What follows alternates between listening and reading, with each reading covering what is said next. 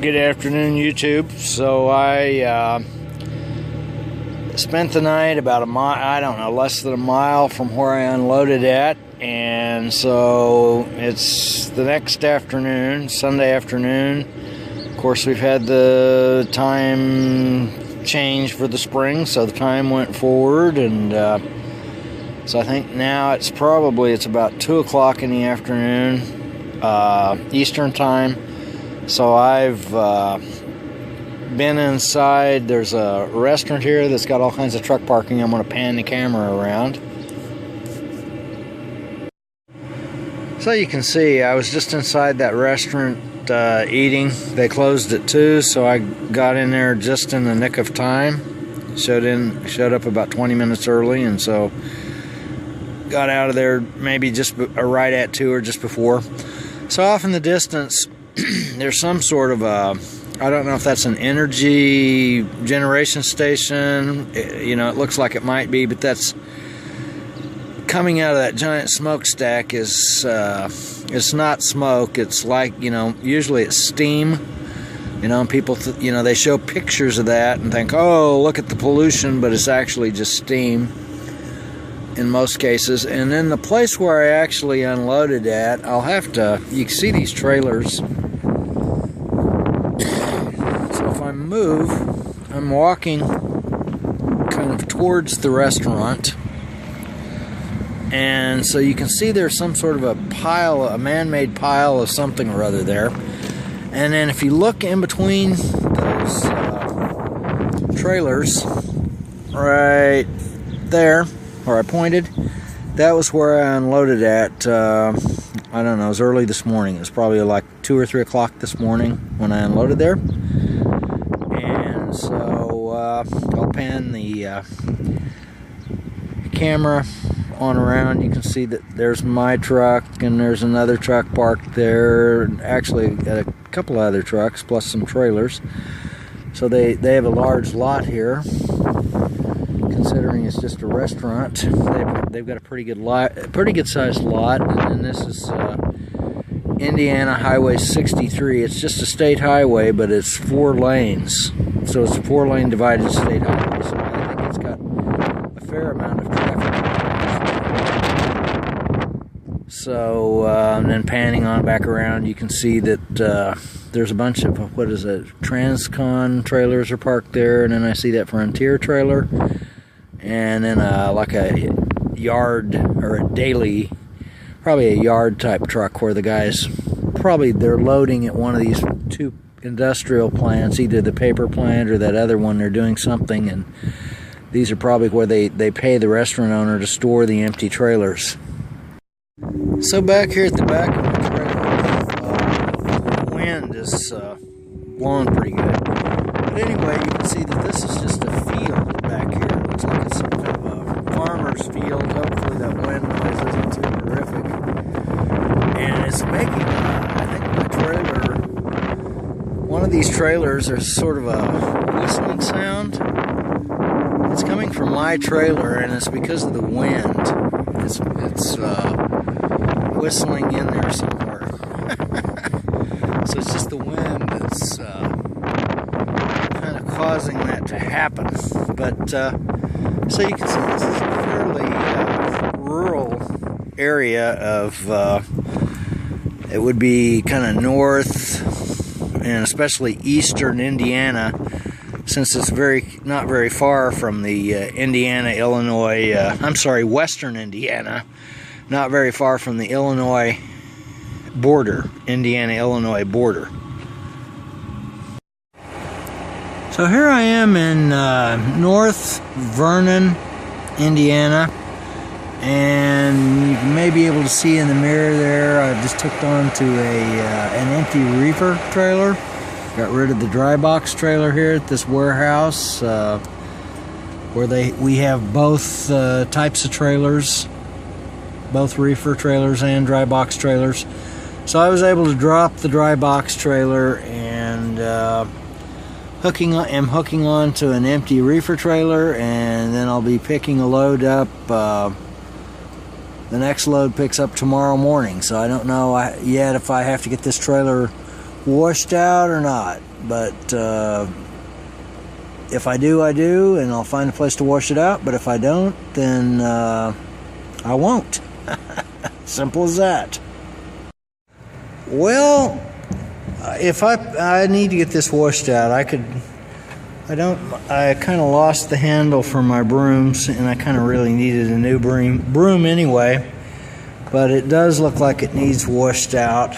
I guess I could, if I had to, I could buy a broom somewhere if I couldn't find a truck wash, and it would be okay to sweep it out. And I might be able to get away with not washing it out, but there's a lot of wood pallet debris in there, and so I would prefer to get it washed out if possible. So now I'm at, I guess it's pronounced Hobstadt, Indiana. It's really, I don't know, maybe about 10 miles or 9 miles north of Evansville. So there's 3 truck stops out here by Interstate 64 and US Highway 41 intersection. And so I am waiting in line right now at this Blue Beacon truck wash. I'm trying to zoom in a little bit so you can see the sign, trying to hold the camera still, not doing a very good job. It's easier to do it zoomed out. So yeah, it's kind of dark out here, but you can see that there's a couple of trucks there waiting in line. They've got 3 bays in this washout. They got one of them closed right now apparently, and then they've got and then they've got 3 or 2 open. And those trucks, there's already trucks inside. There's 2 trucks waiting outside. And then plus there's one that's going to be really hard to make out, waiting just ahead of me. And so it, depending on how many employees they have in there working, this shouldn't be a terribly long process. One of those trucks over there is a reefer unit, the Tyson truck. So he or she just may want washed out, and if that's the case, then washouts go pretty quick. A lot of trucks will have washout, or truck washes will have washout line onlys. Blue Beacon's been doing that with a lot more truck washes lately, but I don't know if they've done it with this one or not. Maybe not. So anyway, trailer has to be washed out, so I just have to kill some time and wait for it to happen. By the way, this is my Qualcomm, and I made a video about these Qualcomms before, and that may be a little bit out of focus. There it focused. What that is directions. They have directions in the Qualcomm for most of the places. The vast majority of the places that I go have directions that are already in there, and so I am able to sort of summon those, and they're on the screen. But the problem is, once I'm moving in a moving vehicle, the Qualcomm screen sort of locks out, because they don't want you using it for obvious reasons while you're driving down the road, because there would be people that would do that. So you have to write down the directions, and sometimes those directions can, as you can see, they can kind of be lengthy. You can have more than, where you have to scroll more than what's showing there. Sometimes you can have an extra page of them. It can get very, very lengthy. And so what I got the idea of, I decided, well, I could take a picture of that and then share the picture to Dropbox. And of course I have up here on my dash, I have this Google, the Nexus 7. And let's go to see if I can call up Dropbox. Well, yep, there's Dropbox. And so you can see right here that I have some directions. That was a picture of directions that I had called up. And so let's see, there we go. So I guess that didn't sync over. See if I can force that to sync. Let's see, is it going to sync? Try that again. There we go, it synced up that time. So we have the directions that right there that I had on the Qualcomm. I took a picture of that I showed you just before.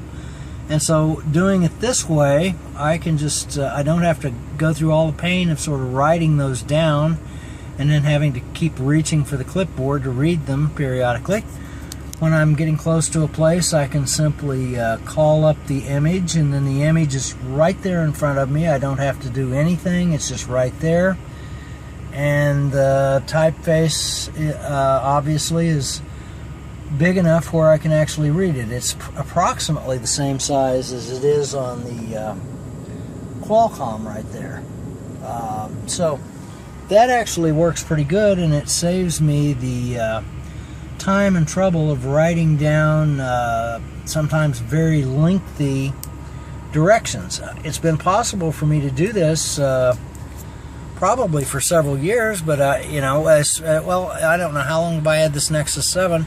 It's been possible for me to do this ever since I got this Nexus 7, because Dropbox has certainly been around, but for some reason I didn't think of it until just a few days ago. So it's now a while later. I am at Boonville, Indiana, where I'm picking the load up here at a cold storage at 10 a.m. in the morning. So it's, I don't know, probably about 12:30 a.m. That truck wash ended up being a rather lengthy process. When I first got there, there were 2 lanes like I showed in the video. Well, that Tyson truck pulled forward, and he was probably a washout, and so immediately after the Tyson truck, they closed that lane down, and so they only had 1 bay open of a 3-bay wash, and I think some of the people went home or something. So there was 1 lane open, and so the truck, one of the trucks that was in there ended up, I guess the drivers, there were 2 people that were driving it, they walked, apparently the truck was there, and they went to there's a Love's truck stop next door, and so they walked to the Love's truck stop while their truck was being washed. Well, so in the meantime, I guess they were in there eating. I think there's a Wendy's in that truck stop, and so they were in there eating or whatever and just hanging out, and so the people got finished with the truck wash, because they wash those things pretty fast, and they didn't come back. So finally, the people from the truck wash, 1 or more of them walked down to the Love's truck stop and found these guys. And they're, I guess, sitting in the Wendy's, and told them, hey, you got to get this truck out of here. Get it out of our bay. And so I guess they finally came, and I don't know. It's kind of crazy. But if they should have called it, if it would have been me, I would have called a tow truck, or I would have charged them. Because they have signs, and this was a Blue Beacon truck wash, and they have signs right there that if anything... the trailer gets dropped or some sort of a delay, that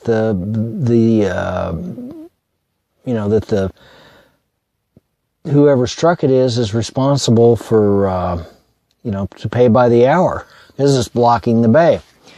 So anyway, that ended up kind of slowing things down, probably at least 30 minutes. I don't know. It's hard to say.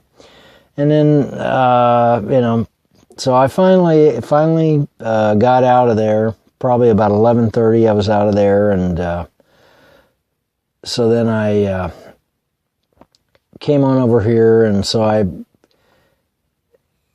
got here, and like I say, I'm parked at the place, and so I'll just hang out here and go in and see them in the morning around 9:30 Eastern time and let them know that I'm here. Now, it's always possible that they'll come out and knock on the door, but so we'll just have to wait and see.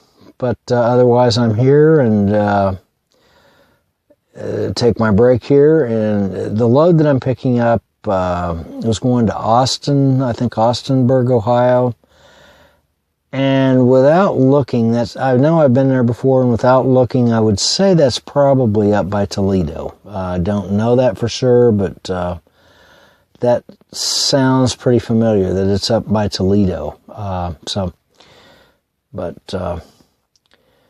In any case, sometimes you go to those places to get the trailer washed out, and sometimes it's quick.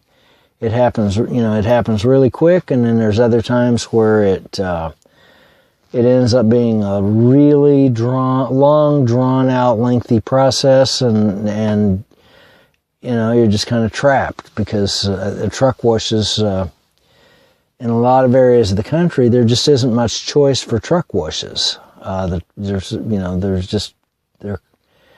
Whatever's there is there, and you just have to wait. Now, on some of the truck washes, they have added washout bay. In a lot of the newer Blue Beacons, they've added washout bays, or the ones that they've remodeled. They've added a washout bay, but those aren't always open either. They usually close those around midnight or so. So what I should have done, when I got there, I could have went to the truck wash, but I was hungry. So I went across the street to the Flying J first to get something to eat because I was hungry, and then I went to the truck wash. Well, what I should have done was gone to the truck wash first, waited in line. It might have been an hour wait in line, but then I could have gotten something to eat, and I would have been here sooner. But you never know. Sometimes do something in a certain order and it goes faster, and then there's other times where you do something in a certain order and it turns out to be yeah, you should have done it the other way. And that's just the way it goes. So, in any case, from Boonville, Indiana, I'll catch you later.